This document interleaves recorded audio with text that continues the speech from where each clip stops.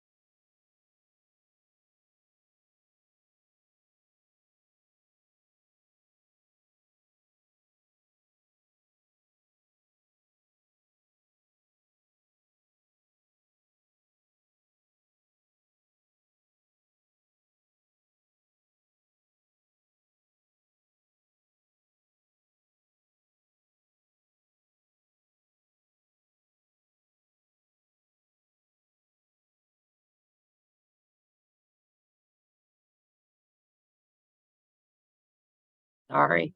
Hi, everybody. It'll be just a few more minutes before we have our presentation ready.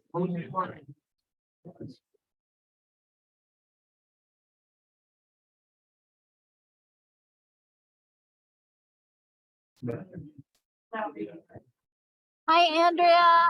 Hi, Elaine.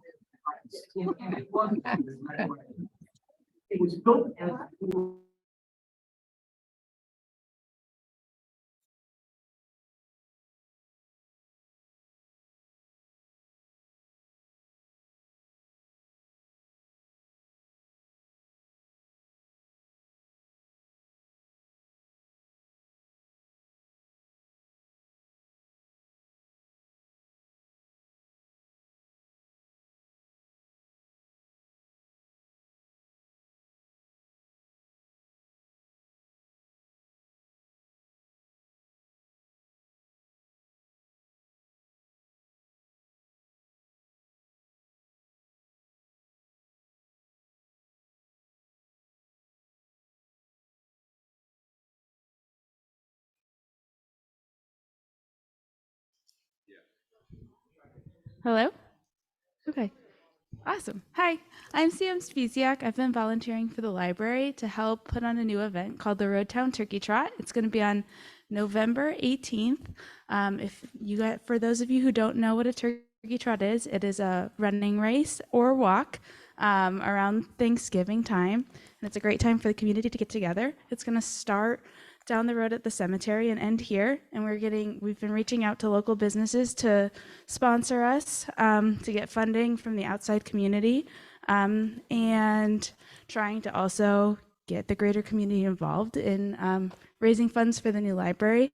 There's lots of ways to get involved besides running or walking. You can volunteer. I think we'll have that up probably next week.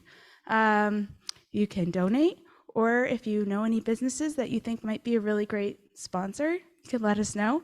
Check out our website, roadtown.org. And yeah, I hope you get involved. It's going to be really fun. Thank you.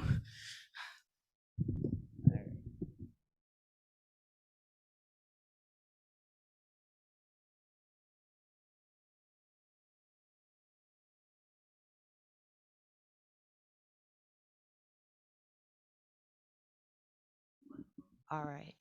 So Elaine, did you hear Sam's announcement? Yes. Okay, great. Thank you. All right. Good. So maybe when I was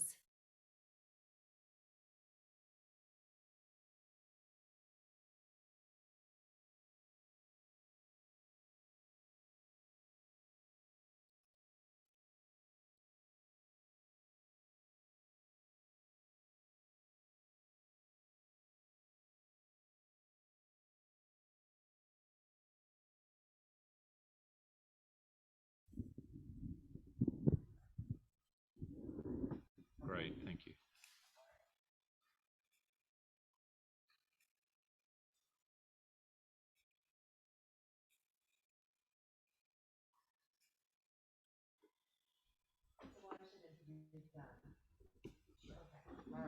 Just gonna give it a second.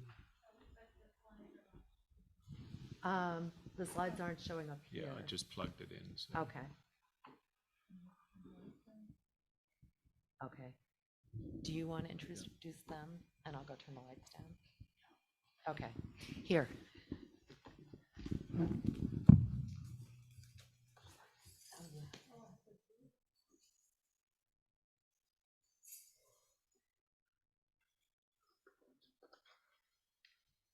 Hi, everyone. They can hear me? Okay. So welcome to the public forum for the new Shutesbury Public Library. This is the second public forum that we're having. We had one back in April. We've done a lot of work since then because our first schematic design was too expensive. So we've made the building smaller and moved it closer to the road and made a lot of really wonderful adjustments. And we're really pleased with the progress that we've made.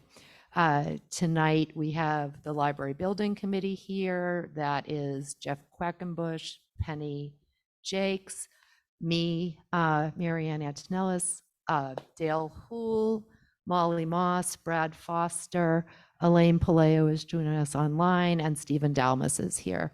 And we have Lauren Stara here from the Massachusetts Board of Library Commissioners. And we have our architects, Matt Odens, Dominic Witt, and you have to say Porpla's last name. Porpla has to say Porpla's last name. Okay, can you say your last name? Itisapkajan. Okay. These have And then to- we have our owner's project manager here. So there's CMS, it's Neil Joyce and Roger Hoyt, who are here, and they've been helping us steer this project. So, and with that, oh, that's right. So Andrea Bono Bucker, also from the MBLC, is here, and she's here as a panelist. Thank you. Okay, for reminding me that. So I'm going to turn the presentation over to Odenzello Architects, and then we're going to let them do their presentation and then take questions at the end. If you're joining us online, you can email your questions to our Library Building Committee email address. It's libbuild@shutesbury.org. That's LIBBUILD@shutesbury.org. And then Molly Moss and I will read out your questions. Okay, thanks so much. All right. Can everybody hear me? This is on, correct? Okay. My name's Matt Odens. I'm a principal with Odenzello Architecture. As Marianne said, we were here last presenting to you in April, so about 5 months ago. At the end of April, we submitted a schematic design based on what we shared with you at that community meeting in early April. And as Marianne said, the estimates came back quite high. And so since that time, we spent a couple of months trying to figure out how to recalibrate this project to get it to a point where it was in line with the available budget. So I'm going to give you a little bit of background in terms of how we did that. The last time that we were here, we shared this plan with you. Why is it not advancing? Oh, you have to get out of this, I think, right? I think we're good. Okay. Oh, there we go. So the last time we met with you, this is the plan that we shared. This represented a building that was slightly less than 6,000 square feet. What we realized was the best way to save money was going to be to reduce the size of the building and reduce it in a way that got it down below 5,000 square feet. 5,000 square feet is the area that triggers a requirement for sprinklers in the state of Massachusetts. And so that alone saved about $2 million on this project, and our target reduction was about $3.5 million. So that got us a long way towards our goal. Highlighted in pink are the areas that we targeted in the plan for further reduction. We had to reduce roof overhangs because the 5,000 square foot rule actually relates to the roof, not to the building footprint. When we eliminated the fire protection system, we were able to remove a couple of rooms, like the fire pump room and some other equipment rooms that were associated with that. And so all of this meant that we could make a smaller building. So what you see here is then a diagram for a slimmer building. Maybe the most notable thing here, the arrangement is basically the same, but the most notable thing is that adults and children, whereas previously were side by side, are now kind of in series, one behind the other. The arrangement allows us to maximize book shelving along the perimeter walls. We can't see the slides. Oh. Oh, don't go to full screen. Yeah. So don't go into presentation mode. I think that's the problem. Is it up now? So not play. Great, thank you. It's up now? Okay, yeah, so don't do play. Okay, thank you. So we should, can we advance though? With the Yeah, okay. Sorry about that. So everyone can see the presentation now, hopefully. So What this allowed us to do was reduce the overall footprint of the building. You can see outlined in red the original footprint overlaid on this plan, on this diagram. So you get a sense of the amount of reduction that we had in building plan.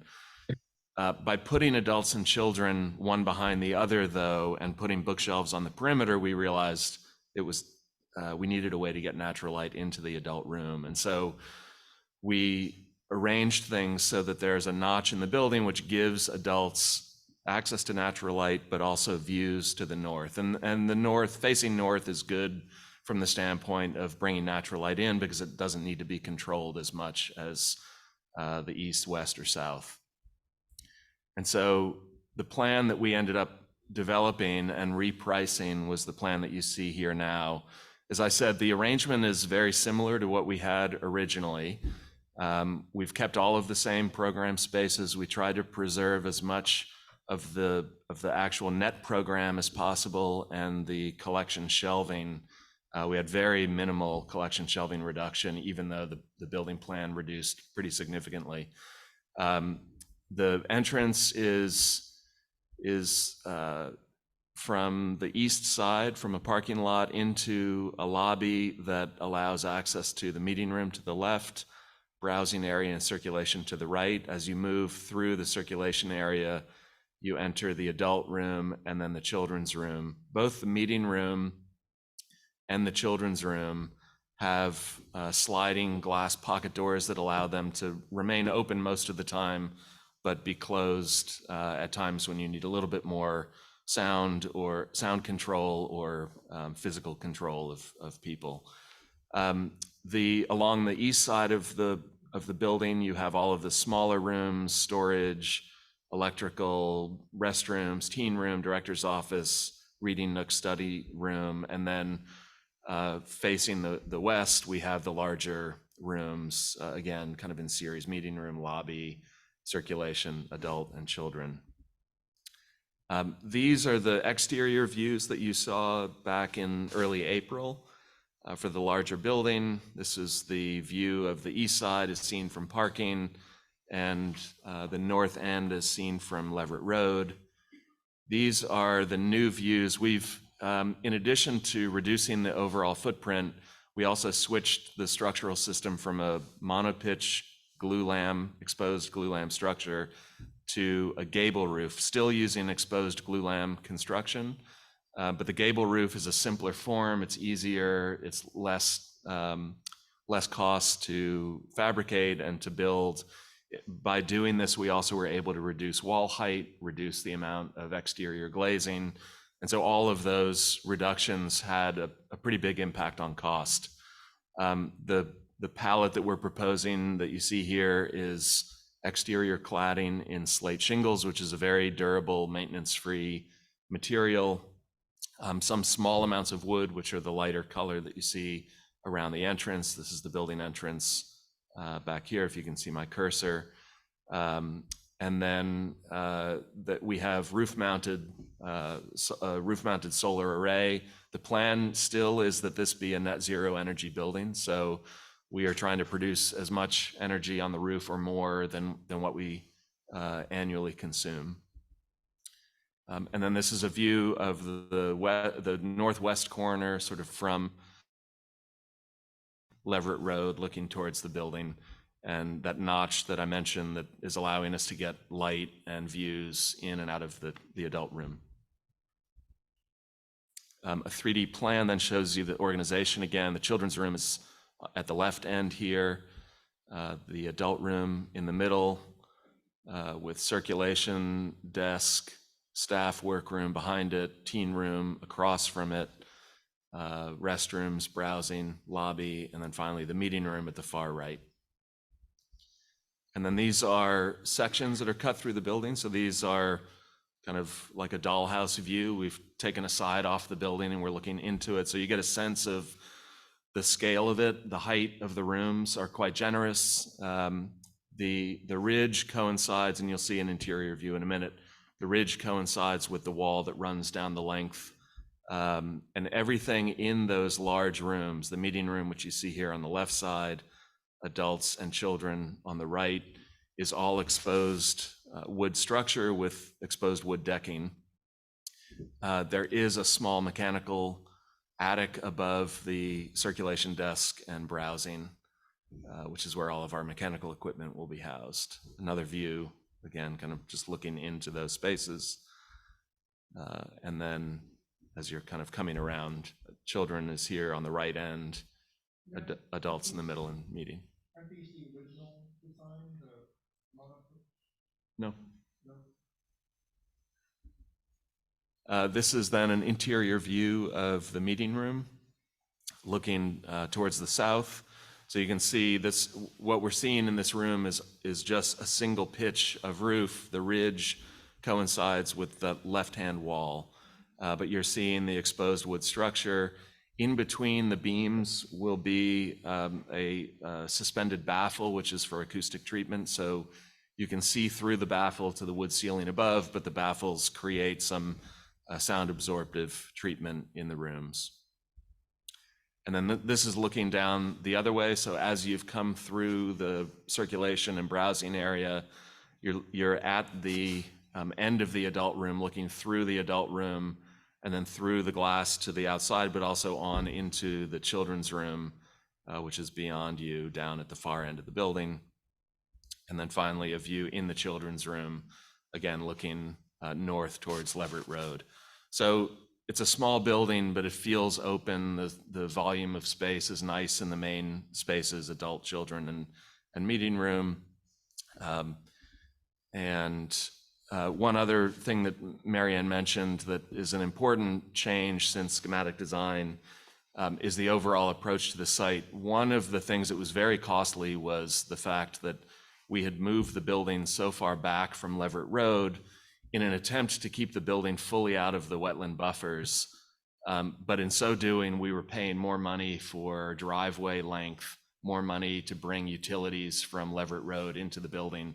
And so moving the building back towards Leverett Road by 100 feet allowed us to save a considerable amount of money. And so, and in addition, the orange areas here are the areas of tree clearing that we were anticipating. You can see the building footprint here was pushed quite far back to the south. And so there was a good bit of clearing to allow the building and adjacent parking to happen. In the new site plan, which you see here, the building got smaller, so parking got smaller, so that helped. We moved the building 100 feet closer towards Leverett Road, and so we significantly reduced the amount of clearing that we need to do around that work area in order to construct the building. This is still a work in progress with our civil engineer and landscape architect, but we think it's a vast improvement over the previous site plan from the standpoint of kind of managing the amount of area that's affected. And then lastly, just some numbers sort of by way of comparison. The original schematic design, you can see the kind of long monopitch roof versus a gable roofed, revised, reduced square footage schematic design. So on the left side, we have the numbers related to that original schematic design, and on the right side, the updated numbers. And across the board, on the far right, you're seeing the amount of reduction. So starting with exterior enclosure, by changing to a gable roof form instead of the monopitch roof form, we were able to reduce wall area, window area, and the ratio of wall to window. I think most notably, the amount of glazing was reduced by almost 50%. Glazing tends to cost more than the exterior wall, so that was a good place to target some savings. So that made a big difference for us in the repricing. In terms of building area, we reduced the overall building area by about 26%, what we call the gross square footage. That's everything measured to the outside walls. It includes all the bathrooms and mechanical space. The net program, which is all of those things that are directly related to the sort of functioning of the library, the reading rooms, the staff space, the meeting room. It doesn't include things like bathrooms and wall thicknesses.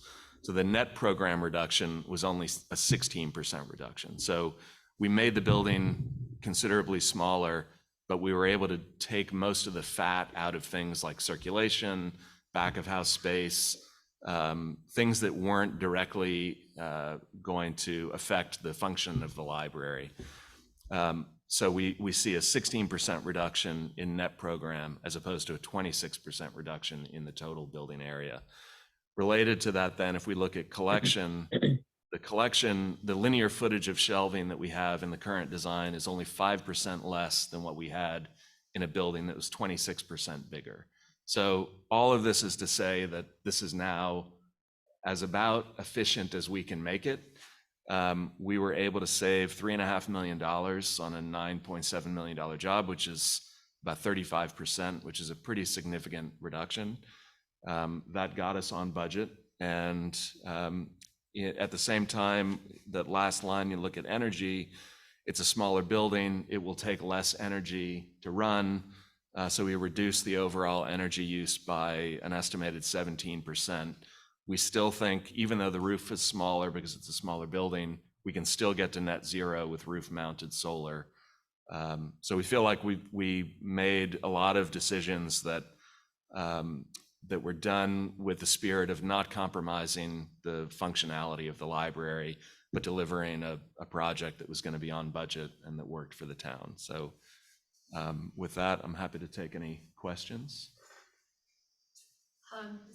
So people here can line up at the mic to ask questions. And then we do have one question on email. So people in the room can line up at the mic to ask questions. There's one question on email, and that question is, what's glulam construction? Glulam is a abbreviated word for glue laminated wood. So basically they take pieces of wood, they glue them together to make a larger piece of wood, and then they shape that into a column or a beam. And so they get quite large, and you can span great distances with a fairly large piece of glued together smaller pieces of wood. It's also called engineered wood. It's a great choice because wood sequesters carbon, so it's a great choice environmentally. It is cost effective in terms of its installation. The installation is simpler than steel construction can be. They're typically bolted together with metal connectors. But it's also a material that is nice to look at. And so if you have exposed wood, an exposed wood deck, you don't need to cover that up with something else because it's nice to look at. You know, as opposed to if you look up at the underside of this roof, this is metal bar joists and metal deck. It's not as nice looking. This is a gym, so it doesn't matter, but in a nicer room, you might want to cover that with a different material. And then there's also just the aesthetic value of the wood from the standpoint of kind of occupant comfort and enjoyment. There actually have been a lot of studies about the benefits of wood on health benefits of wood in buildings for building users, and you can do some light reading, but there's been some positive studies to that effect. So it's a material that we've used with increasing frequency. We're actually doing a project now for the Boston Public Library that will be the first the first mass timber framed Boston Public Library branch. So we're excited about that. Hi, Meryl Mandel. I would just like to know when you expect to have your first set of design plans ready for us to look at. Well, these are the first set of design plans. This is schematic design. We didn't talk about schedule. Let me put the schedule up so everyone sees where we are in the process. I'm looking for a more detailed plan with all the specification materials, all the details. So I talked about some of the materials. We have some materials here on the table. Exterior materials are slate shingle and some limited amounts of wood siding. There's a standing seam metal roof. There's a concrete foundation, at the bottom of the exterior wall. Interior finishes we're still working on. We're in the middle of design development right now, which if you see the schedule up here, there are 3 phases of design. Design is usually about a year long. Schematic design, design development, and construction documents. We're in the middle of the design development phase now, so basically we're about halfway there from the very start of the project to the time that it goes out to bid. So we're right now at a point where we're starting to talk about interior finishes. We're not there yet, and we haven't had a meeting yet with the committee even to review what those interior materials are. We've talked about exterior materials, and we're still evaluating some of those. But generally speaking, I think there's some comfort around the exterior material palette. I don't know if that answers your question. Emily Bayard, West Pelham Road. I wanted to ask about the glue lamp, about the toxicity level that might be in the glue. All the building products that we're using are either low or zero VOC. So pretty much industry-wide, adhesives have switched from oil-based to water-based, and that's so almost all of the products we use are water-based adhesives, whether it's for flooring or it's for in the glue lamp. So and same with the coatings that would be used, for preservative coatings, they would be low or zero VOC. So there shouldn't be any toxic materials. And solvents, there wouldn't be any solvents in it? Okay. I had another question, if that's okay. I couldn't quite tell from the illustration up there, but where the stacks were, they seemed a little close together. Are those wheelchair accessible? They are. So the stack, they need to be 36 inches clear for wheelchair accessibility. The MBLC has always stated a preference for 42-inch aisle widths, which is what we typically design for, and I think that's what we have planned into it now. Okay, thank you. I'll put the plan back up for people. We have a question from online. Is the library going to be that color? I will say that it's always very difficult to get colors right in a architectural rendering. So I would say that when you're looking at this view, the slate is probably greener. For those of you that are here in person and we have the slate here, you can see what it really looks like versus what's in this image. I think this image is probably greener than it will really look. It's a little bit grayer than that. I think this image is accurate, at least in showing that there is variation from individual piece of slate to the next piece. There's some subtle tonal variation, so it doesn't look super monolithic. There's enough variation that it actually looks like like what it is, a natural material. So the slate is a product that we are very comfortable with. We've used it before. It's slate is a 100-year material. It'll last that long. It requires very little maintenance. There are no issues with moisture, and so it's a fantastic building material. Wood is used in limited amounts, and you see it here. There's some natural wood siding at this notch where the adult room is, at this bumped out volume where the staff workroom is, and then on the opposite side at the front entrance. So some fairly limited areas of wood. We've been exploring modified wood products that have a longer warranty. So this is not your average wood siding. This is wood that has either been chemically or thermally modified. The chemically modified sounds kind of scary, but it's really vinegar, a strong vinegar that they use that kind of pickles the wood and changes the cell structure of the wood in a way that it makes it resistant to pest infestation, makes it resistant to rot. And this one particular manufacturer offers a pretty healthy warranty on that wood, way beyond what you would expect out of a wood cladding. And so we're looking at products like that. Thermally modified means they do the same thing, but they heat the wood instead of chemically treating it, and it does the same thing, changes the wood structure. So that's really the two primary materials on the exterior. So You know, there's been a lot of talk about whether the wood should be preserved in its original color or if it should be left to weather. And so, you know, will it look like this image? Yes and no. And I think we're still trying to evaluate, you know, what is the right finish for the wood? What's the right color for the wood ultimately? What's the right color for the slate? Although we happen to like the green, and I think in this setting, the green feels right and feels appropriate. As I said, it would be a little more understated than what's in this image, which is maybe a richer color on screen than it is in reality. So that was a very long-winded way of answering your question. Sorry. Lynn Marie Thompson. I was curious about the size of the parking lot and how that relates to the size of the meeting room. So the parking lot is based on a square footage, total square footage of the building. And this is an MBLC guideline that's one space for every 400 gross square feet. So this is a 5,000 square foot building, divide that by 400. I think we have 14 or 12 or 14 parking spaces. The meeting room seats 50 people. And it can be expanded because it opens up into the lobby. So you could probably cram as many as 65 people. I think 67 is the count that we came up with.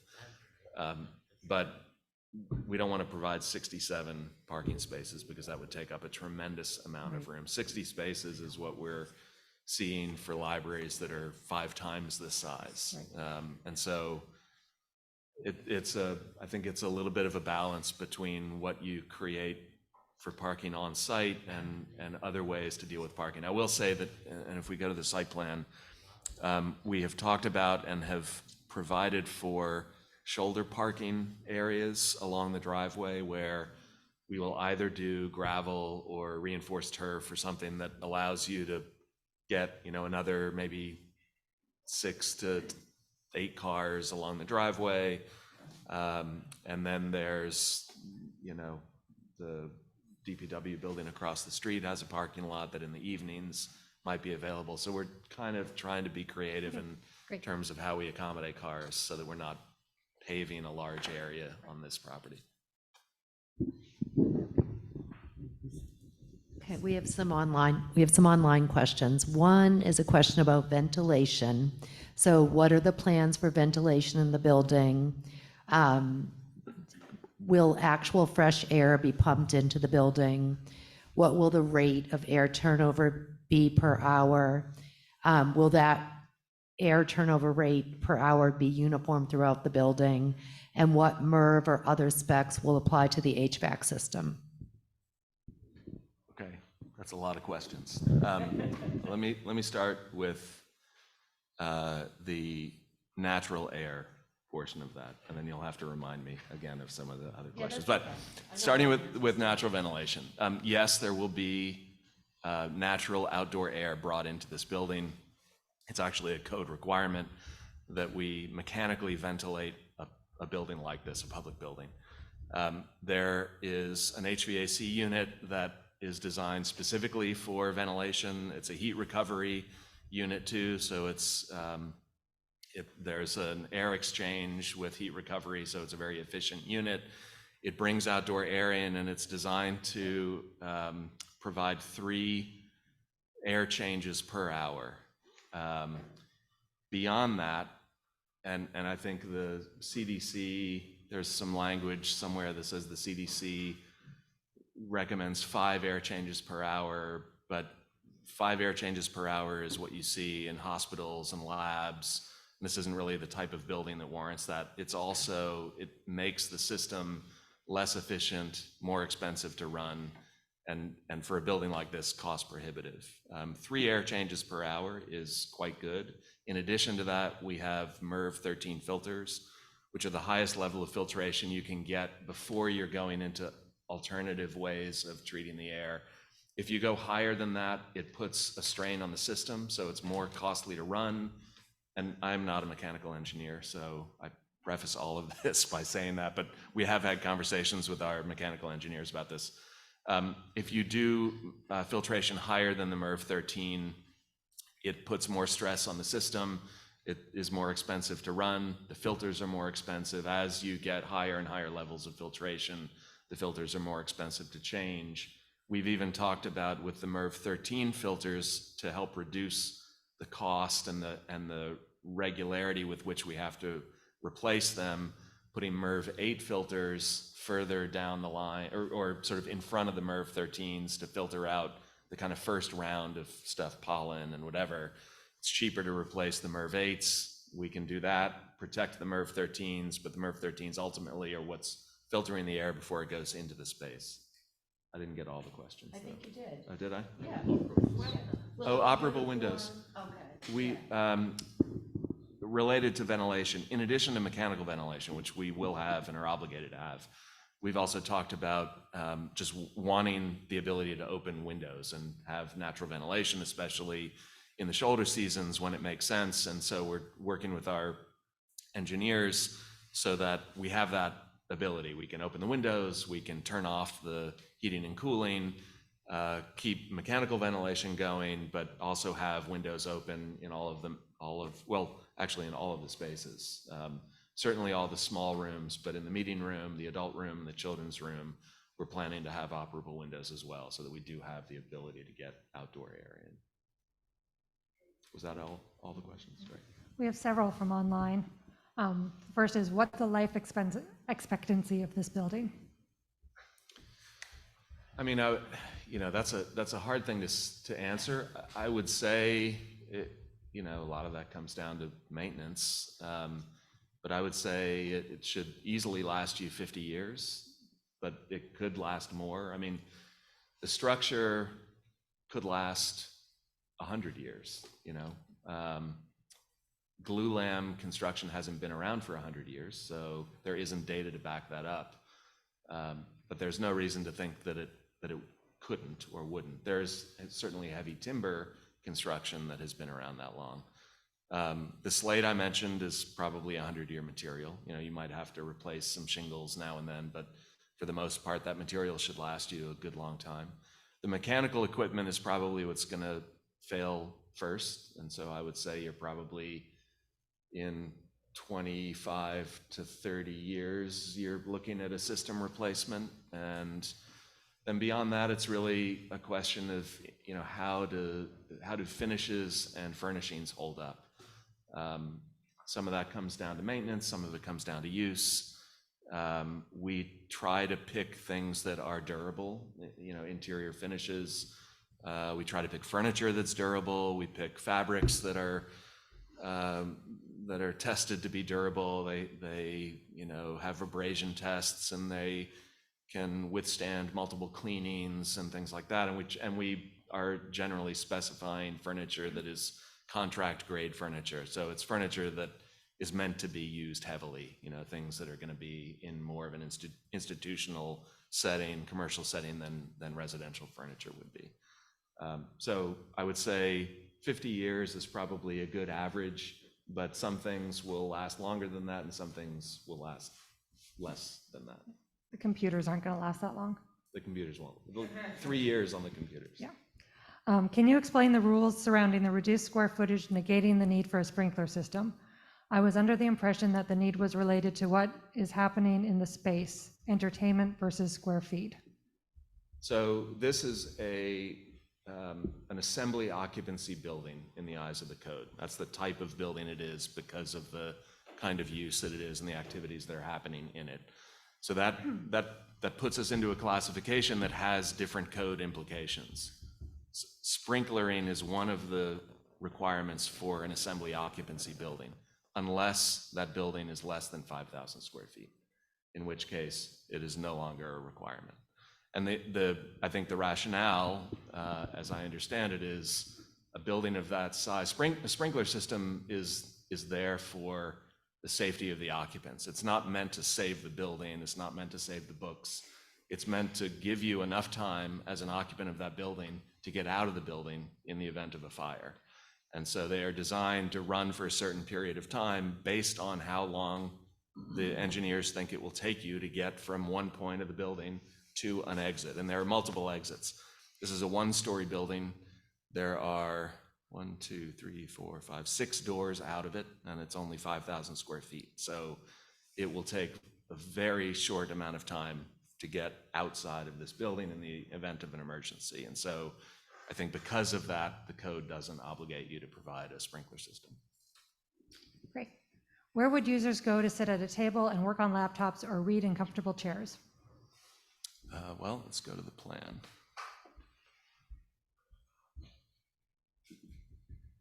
We're actually here. So it depends if you're an adult or a child. In the adult room, we have what we've labeled the reading nook on the plan.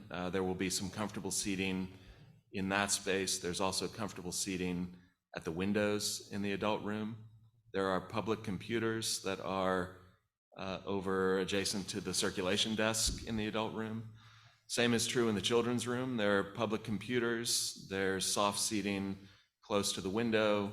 There's activity seating in one of the smaller kind of nooks of shelving. So a couple of different types of seating. There's a small study room with a table and chairs, which gives you the ability to be someplace quiet, either by yourself or with a small group of people. If you're a teen, there's the teen room, which will have a couple of public computer stations as well as some soft seating. And then there's the meeting room, which will have a range of furniture. It's shown here set up lecture style with rows of chairs, but we would also plan to specify tables and chairs that could be used for different types of activities. So that room may be set up any number of ways, and it's available when the library is open and there is not a program in there to be used as an extension of the available space for patrons. And this is somebody who thinks it looks great and the redesign savings and efficiency are impressive.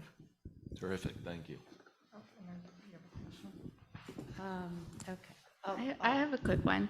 I think it looks great and I love it. And I love how the adults and children's area is separate now. Is there a possibility of putting a door even in, like from the children's room to the adults room? If there's like a story time coming down, speaking as a realist, children don't necessarily stay where they're supposed to. So it might be something to consider. Yep, there is a door. Oh, awesome. So this view is looking down through the adult room towards the children's room. This area that I'm highlighting with my cursor is the window to the outside, to the left of this wood column here. To the right of that wood column is the kind of threshold into the children's room. The upper portion of that is glazed.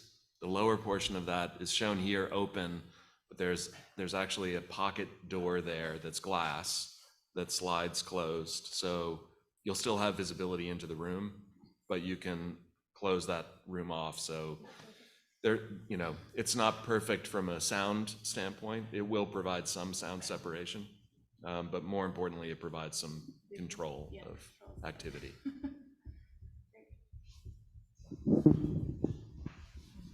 Sure. How big is the adult area and the children's area? So she wants to know the amount of linear feet in each area and then the square footage of each area. Linear feet of shelving, yes. We don't have those at the tip of our fingers. I don't recall. I can get that answer to you. I think I have it. I'll look it up. Okay. Let's go on to the next question while we're looking that up. Where do you expect the well and the septic to be located, and will it require any exceptional or expensive engineering? I'll go back to the site plan. So the septic area, I don't know if you can see it, it's very faint on this drawing, but there's a light gray rectangle here that I'm outlining with the cursor.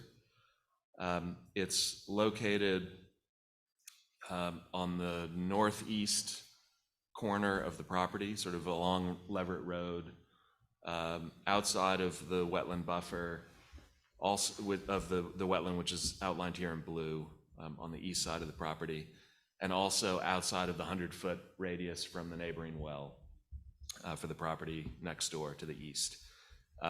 Because the building is smaller, septic field also got smaller, so it's actually quite manageable now. It is a raised septic field because of the high water table here. We can't dig down, we have to build up, but we also have grading working in our favor here, and so it has to be flat, but it's on a sort of a slightly sloping grade, and so on one side of it, it will meet grade. On the other side, there will be a kind of berm up to it, and that will all get planted. There will be planting on top of it, and so it will feel, and we can also plant around it, so it will feel pretty well integrated, we think, into the overall site, and it's relatively small. There are also some trees around there that will help in terms of just sort of visual screening. In terms of the well, we are targeting an area which is roughly here where my cursor is, kind of back in the southwest corner of the limit of work area, outside of the wetland buffers, inside the limit of work area. In terms of engineering, both of them need to be engineered and designed, and we're working through the process of both of those.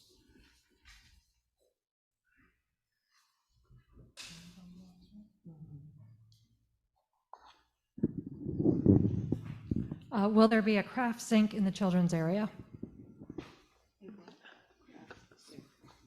There is a sink in the meeting room. There is a sink in the meeting room. There's no craft sink in the children's area, which I believe was already vetted with the library director. There is a small kitchenette in the meeting room, and so for activities that need it, that space could be used for potential crafting projects and have access to a sink. There's a small kitchenette along the east side of the meeting room. Okay. Is there an outdoor space like a patio and or some kind of play space for kids and or outdoor performing space? Not in the same way that there was in the previous schematic design. If you remember, there was a fairly large covered outdoor activity space that was outside the meeting room that was equivalent to the size of the meeting room, so quite big. I think it was 800 square feet or something. We eliminated that as one of the ways to save money, but that's not to say that there's not usable outdoor space. We are working with our landscape architect to provide a combination of paving and planting outside of the lobby area, so that that's directly accessible from the building and can be space outside, directly outside, that has seating that's usable. There is not a play space planned currently, and there isn't a kind of formal outdoor activity space, but there is the ability to get outside, to walk through the meadow, to sit in a chair directly outside the library and read a book, to walk the trails that go back to the water tower, the former water tower. So there are ways, we encourage those kinds of connections to the outside, but there isn't a lot of structured outdoor activity space.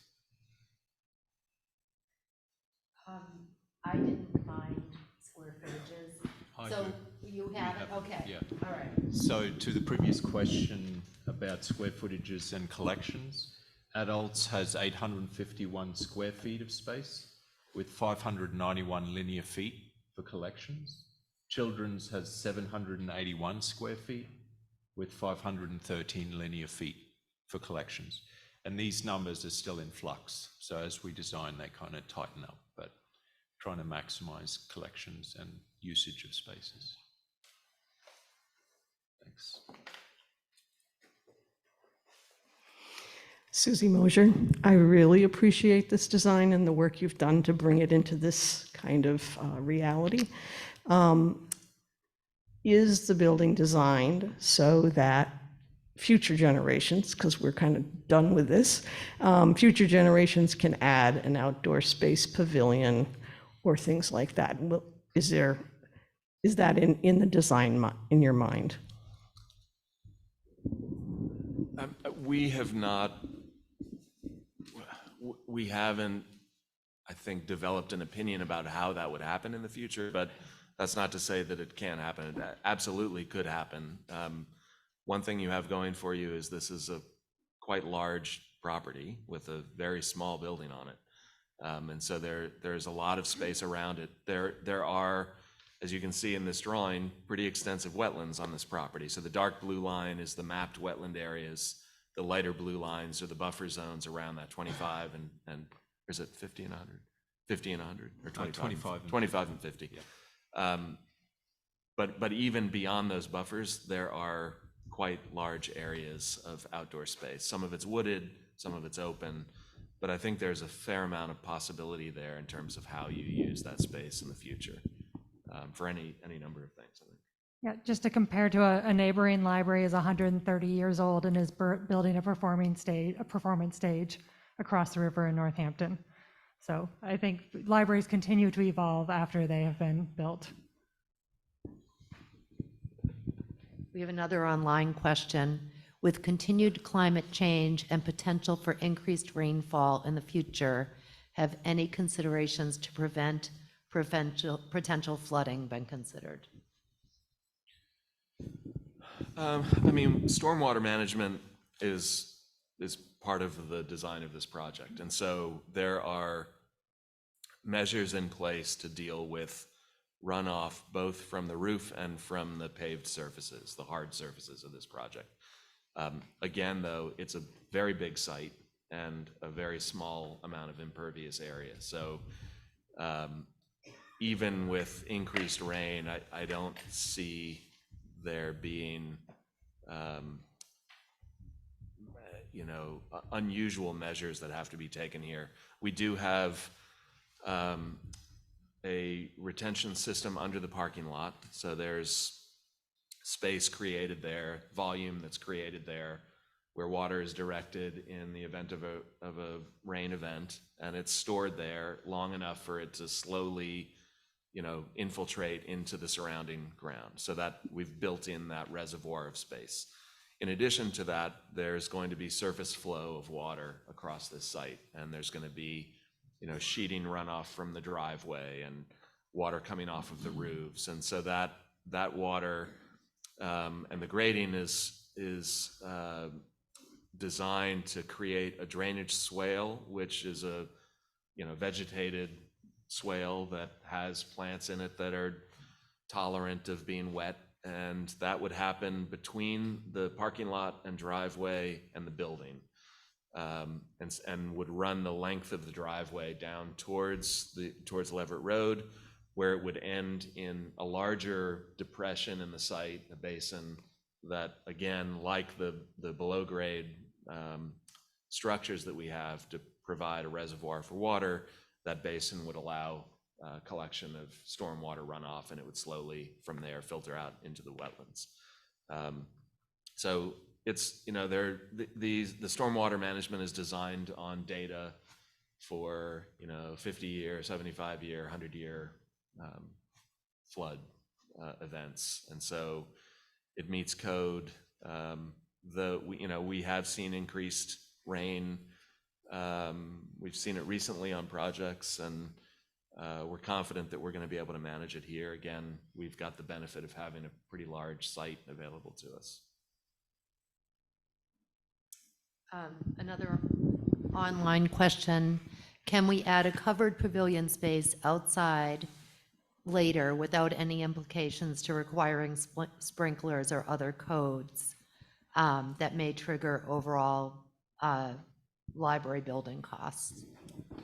Yeah, the answer is yes, as long as it meets certain requirements. So it can't be attached to the current building. You couldn't build a porch that connects to the roof of the existing building because you'd be increasing the square footage of this building, and that would trigger it. So it needs to be independent of the current building, it also has to be separated by a distance that is stipulated by code. And then it would be beholden to whatever code requirements drive the design of that structure. So if it's going to be a combustible structure, it's probably going to be limited in terms of its size.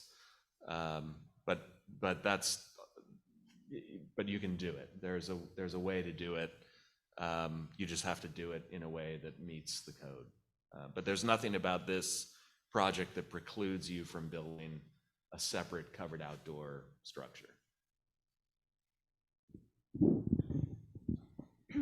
Being closer to the road could be better for visibility and inviting people to stop by. What provisions will help to minimize road noise and the occasional roaring trucks idling at DPW?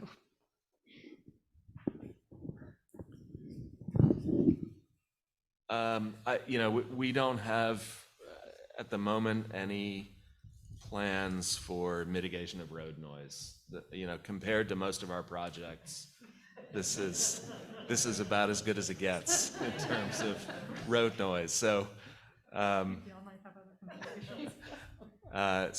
there is no provision currently made for that.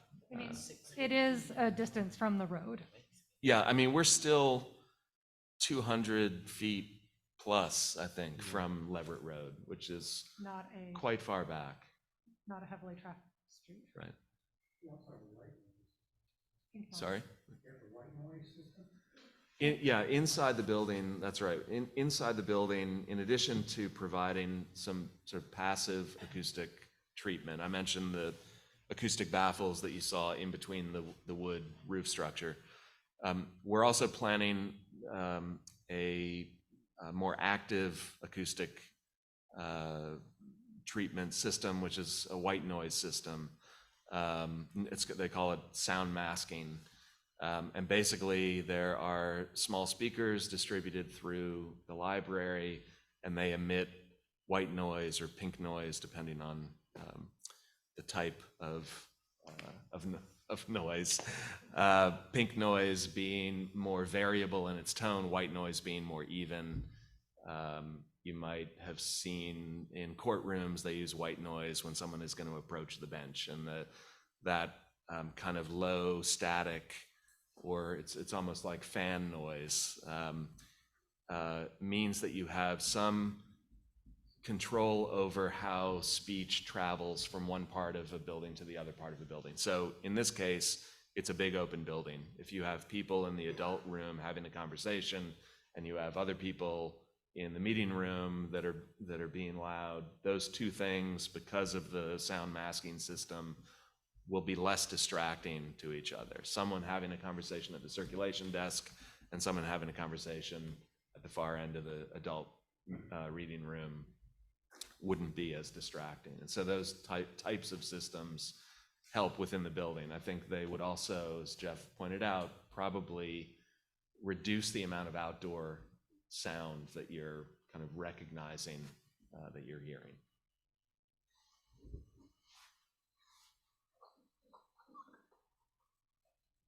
There aren't any more online questions right now. Are there any more questions from in the room? Keep working hard. Thank you. Thank you. And we do have some materials up here for those of you that haven't seen them that want to take a look. Matt, could you leave the slate here? And you can. And it could be at the library. You could look at it. Yep. Oh, sorry.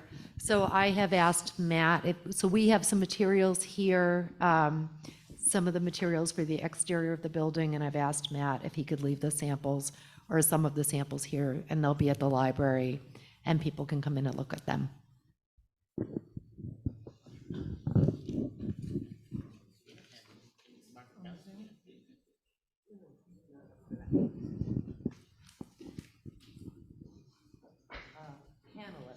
Okay, so Andrea, you can go ahead. Andrea, you can go ahead and ask your question. Let's see. Thank you, Marianne. Can you hear me? Okay. Yes. So my question was just because you can't hear me.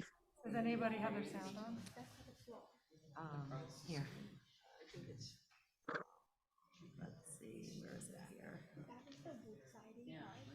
Okay, Andrea, try again. Can you hear me now? Yes. Okay, great. So I was just wondering, because that question about is that what it's really going to look like came from an online participant, is it possible to show that piece of slate online? Or is it too large? Andrea is asking, since the question about the appearance of the library came from somebody online, is if we could show the piece of slate to the online people. I think it's going to be difficult to And see. unfortunately, the way we have things set up here, it is not easy or impossible. Okay, that's fine. Thank you. I just thought I would They will be at the ask. library for people to stop by, which doesn't help Andrea because she's very far away. No, that's okay. I've already seen it at Norwell. So thank you, though. If anybody wants to see the slate in person and you're in the southeast of Massachusetts, stop by the Norwell Public Library. They are using this exact product and it's quite beautiful.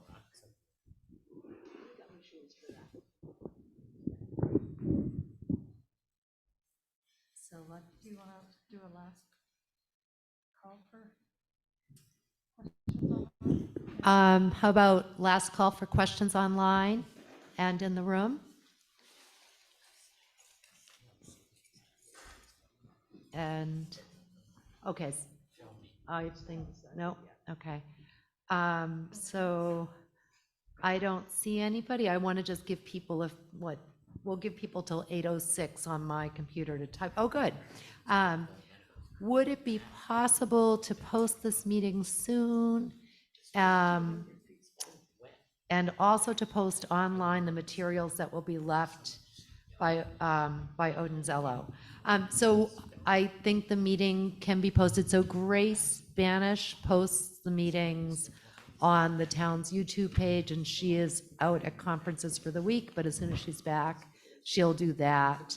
And we can maybe post links to some materials, like the Akoya material online. And I can try and take pictures of the materials and post them. But the samples are small and they're, the pictures aren't going to do them justice. But we can post links to some of the manufacturers and then people can see the samples at the library. And we have a question of which Boston branch public library is now being built with similar materials? And I think that was the glue lamb you were talking about? Yeah, it's the Fields Corner branch, which is still some months away from going out to bid. So it isn't in construction yet, but it is being designed as a heavy timber or mass timber building. So it has an exposed wood structure, which will be the first of its kind for the Boston Public Library. It's not the same materials on the exterior.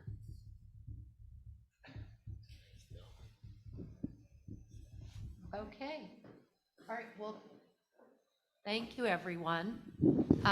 Thank you to the people who came and the people who joined us online. And I'm going to close the meeting. If you have questions, you can always send them to livebuild@shutesbury.org or to me at library.director@shutesbury.org.